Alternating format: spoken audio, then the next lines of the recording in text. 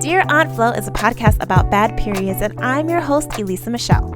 Every month, we'll dive deep into my own vagina monologues as I discuss my journey with endometriosis and share stories that we wish someone would have warned us about sooner. I am your new period BFF, so let's get comfortable speaking about our cycles. All right, welcome back to another episode of Dear Aunt Flo.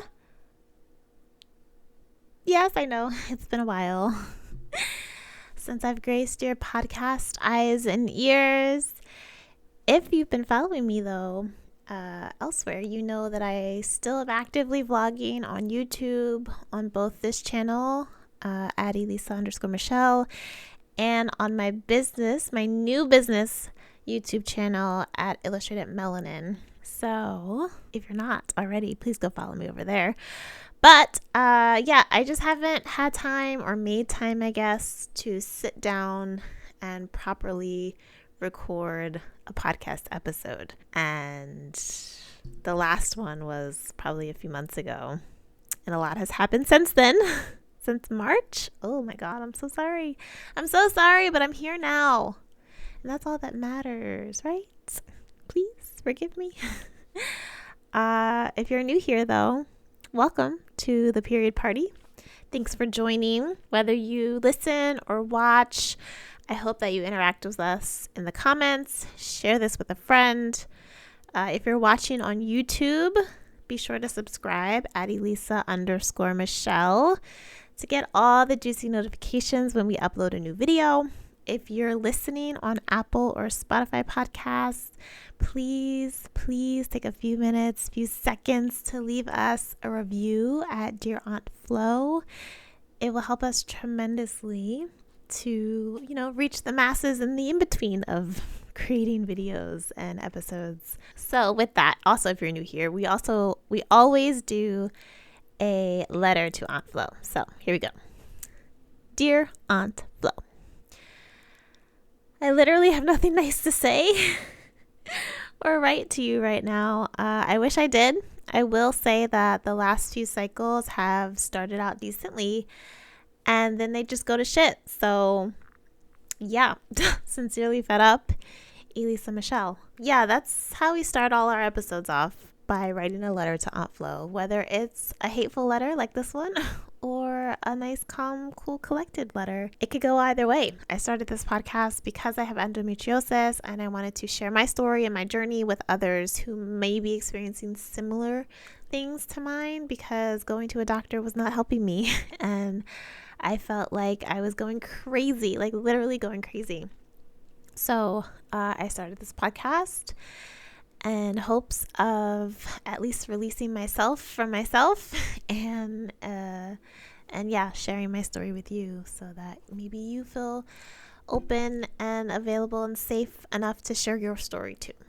So my cycle the last few months take me down on like days 2 through 4, and day 1 is butter. Like, that's not how it used to be. Like, day 1 through 2 took me down. Day 1 right now is like magic. I wouldn't even know my period was coming if I did not track my period. So I don't know if it's the castor oil packs that I have been doing every night, where I take a dollop, literally a dollop. I know they say use a quarter size amount when you're doing your hair and conditioner, and we know not to do that. But with the castor oil, all you need is a dollop. Okay, a little goes a long way. But you put it in your navel area, or you massage it into your stomach area every night, except on the week that you are bleeding. I will say this again. Do not do the castor oil packs on the week that you are menstruating. Don't say I didn't warn you. I found this out the hard way. I was wondering why my cycles were so much heavier. And then I learned not to do the castor oil during the week that you bleed, because you will bleed more. So, yes, I don't know if my day 1 is butter because of the castor oil packs that I do every night, except the week that I'm bleeding, or if it's the acupuncture that I started in March. I've been doing it consistently, probably every other week since March, since I started in March, and that could be contributing to the ease into my cycle. But neither of those two things are helping with days 2 through 4. So yeah, I don't know. I wish I did know, because that would be amazing. But anyway, that's not why we're here. Today's episode is a sad one, a short one, and a late one. So I am mourning the loss of wine and beer. Moment of silence, please. Not that it's going anywhere except maybe off the shelves in Canada, but I made the surprisingly easy decision to cut alcohol out for 2025. And it'll officially be 6 months on June 28th, which I think is next week. And so, yay me. If you remember, I had my last beer on December 28th, 2024. My hubby and I went out to support our favorite Barrio Logan brewery because it was closing. And I only remember this date vividly because a few days later, my entire uterus attacked itself and sent me to the hospital. So if you're watching, I'll post the video somewhere. And then I'll post the link in the show notes as well to my hospital video. But yeah, I don't know if it was the beer that set everything in motion. But honestly, my body hasn't really been responding well to alcohol for a while now.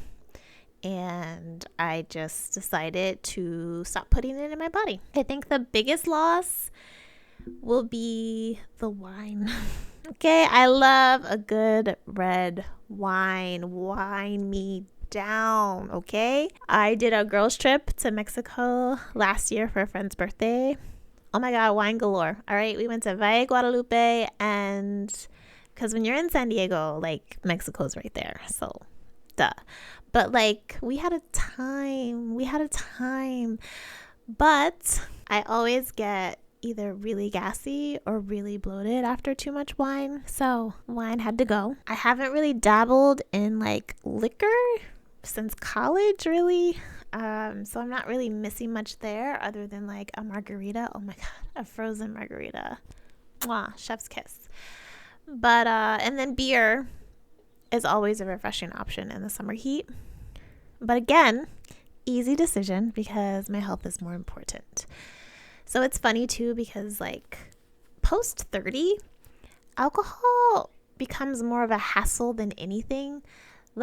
You drink maybe a little too much, maybe not even, okay? One glass will take you down. And you have to take a full 24 to 48 hours to recover. And who has time for that? I need to be able to bounce back, okay? I need to be on my stuff by the next day. So in college, you can bounce back within 2 hours, take a good nap, and then keep drinking.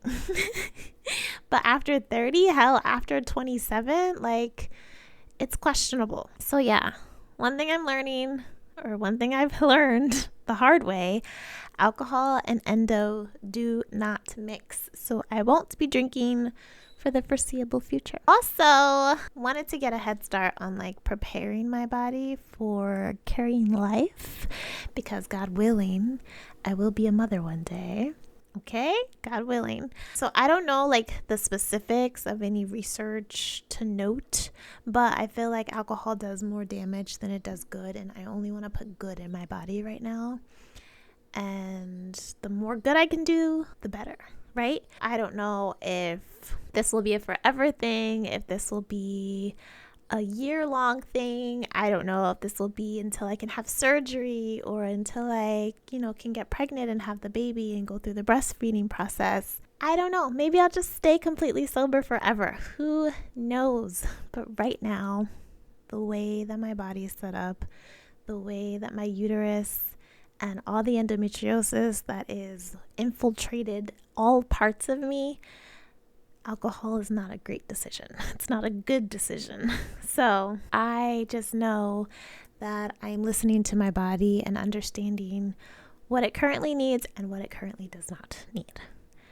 I think the only time that I feel left out is like when we're around friends or at a restaurant. It's funny because we went out for a friend's birthday and they had this whole like VIP section set up. We had a bartender at our service, at our beck and call. And I went up and I was just like, I'll take a soda water. I've never had a soda water in my life, but I was like, what do people do when they don't drink? So I was like, yeah, I'll take a soda water. And the bartender looked at me and he was like, you know, I could just make you a mocktail, right? Like, no one deserves a soda water. And I was like, yeah, duh, do that. Yeah, like, hook that up, please.